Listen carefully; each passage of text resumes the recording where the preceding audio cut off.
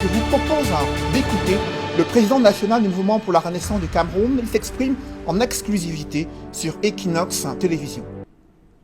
C'est-à-dire depuis la nuit du dimanche 20 au lundi 21, que ma maison est encerclée. Ma concession est sous le contrôle total des forces que je suis obligé, vu les circonstances, d'appeler les forces répressives, qui sont des forces mixtes de la police et de la gendarmerie, lourdement équipées et qui font une démonstration à la fois écœurante mais inutile de force.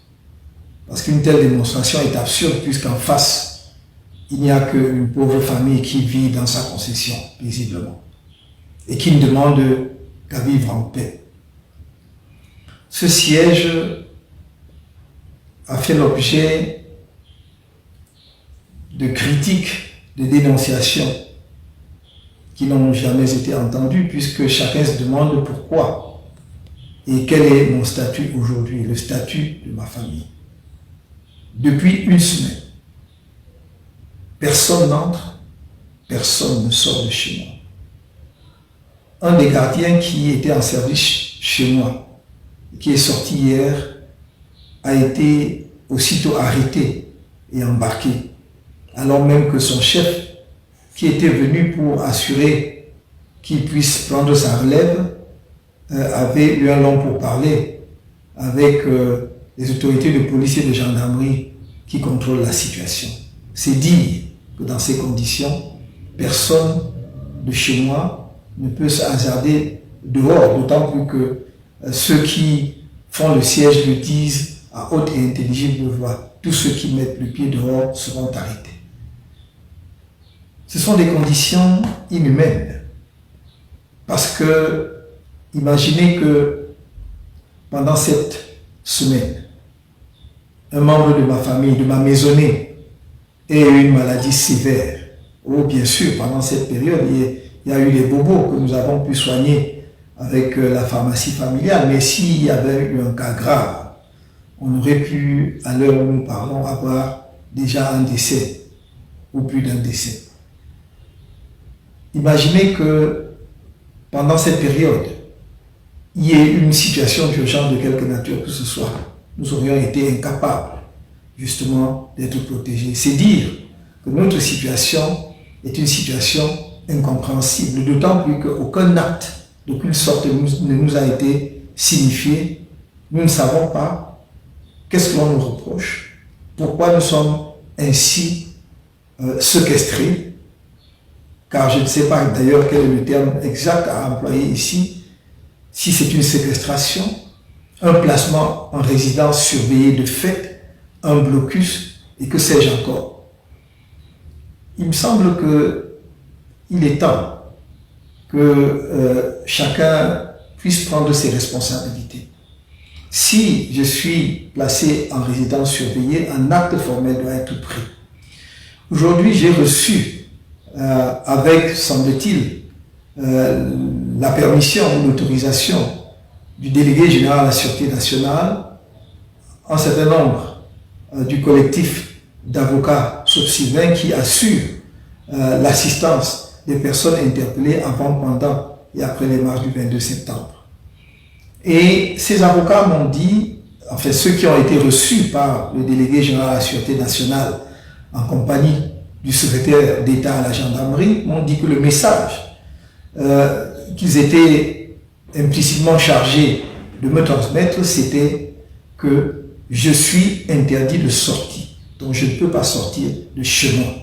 Donc c'est une décision prise par les autorités, mais qui n'a pas été mise par écrit. Je ne sais d'ailleurs pas pourquoi ils n'assument pas pleinement la responsabilité de leurs actes jusqu'au bout. On nous dit que ces avocats peuvent venir me rendre visite à condition de le signaler aux dites autorités. Mais tout ça, c'est verbal, c'est pas écrit, ce qui veut dire que ça dépendra du bon vouloir de ces autorités. On ne désigne d'ailleurs pas l'autorité qui sera leur interlocuteur dans cette affaire. Ce qui veut dire qu'une autorité peut être contactée, elle peut donner son accord et le lendemain, une autre refuse son accord. On dit qu'il serait possible désormais que peut-être quelqu'un puisse sortir de chez moi. Sauf moi, bien sûr. Dans mon cas, on a dit c'est exclu. Mais qu'est-ce qui garantit que la personne pourra sortir sans être arrêtée aussitôt, puisque l'agent de sécurité qui travaille chez moi est sorti hier et a été arrêté? Dans cette interview exclusive que le professeur Maurice Kamto accorde à Equinox Télévision, il s'insurge contre le fait qu'il soit un bouc émissaire politique au regard des conditions de mise en résidence surveillée. Malgré sa situation, le président national du MRC exprime toujours ses ambitions de diriger le Cameroun en misant sur une révision consensuelle du code électoral. Je vous propose à nouveau de l'écouter. Réaction exclusive sur Equinox Télévision. Que ce soit, que l'on donne à ceux qui peuvent sortir et entrer chez moi un sauf-conduit, un laissez-passer, quelque chose qu'ils pourront à tout moment pour présenter aux forces répressives qui entourent ma concession pour passer sans difficulté. On a rarement vu une telle démonstration de force, inutile, dis-je, parce qu'on a vu des engins qui ressemblaient à un tank, engin blindé avec un canon tourné et pointé vers ma concession.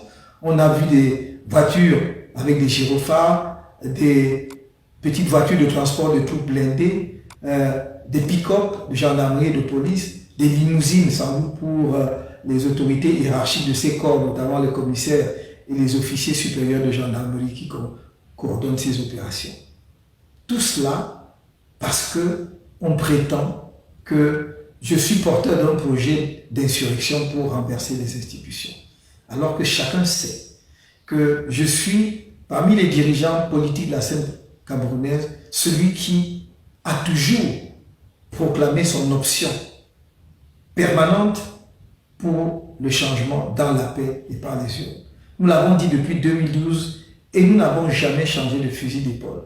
Mais on préfère laisser ceux qui utilisent expressément le terme insurrection, qui se vantent de leurs hauts faits en termes de menaces, n'est-ce pas, d'atteinte aux biens publics ou aux édifices publics, ceux qui appellent les populations à descendre dans la rue pour poser des actes de violence, pour renverser les institutions de manière violente, c'est-à-dire par la force. On préfère regarder ailleurs et chercher un bouc émissaire. Je suis probablement le bouc émissaire le plus commode, le bouc émissaire politique le plus commode que le Cameroun ait trouvé au cours des 30 dernières années, pratiquement depuis les années 1990. Mais je crois qu'il est temps que chacun sache raison garder.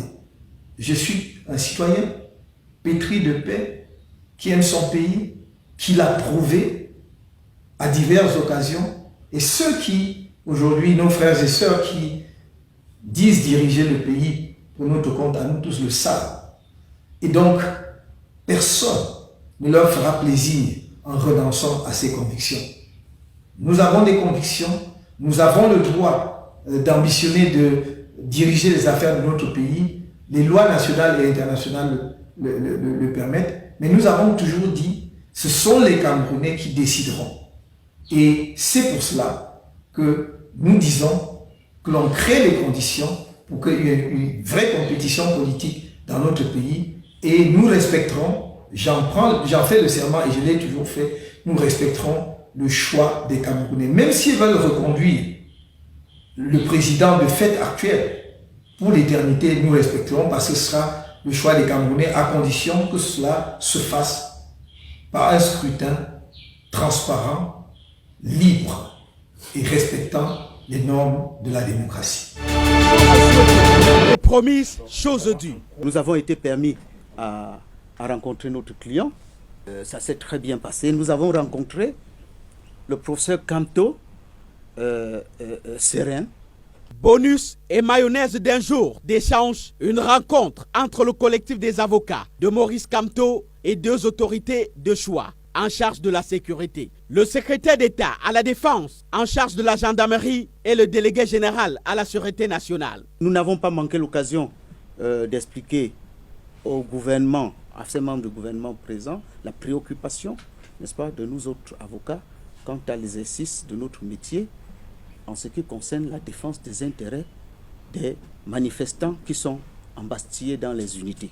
Rencontre à la demande des autorités, mais Kamto reste en résidence surveillée. Ils sont formels là-dessus parce qu'il est porteur d'un projet d'insurrection. Il revenait à eux de prendre ces mesures. Ça part donc beaucoup en haut lieu le mot insurrection comme la vedette des bouches, mais à tort selon les avocats. On n'en parle pas souvent, mais vous devez savoir qu'au lendemain de la présidentielle de 2018, des individus, y compris des étrangers, avaient approché la direction du MRC pour nous proposer de porter un vrai projet insurrectionnel armé. Le MRC, à l'époque, déjà avait dénoncé ces personnes auprès du délégué général à la Sûreté nationale qui nous a reçus aujourd'hui.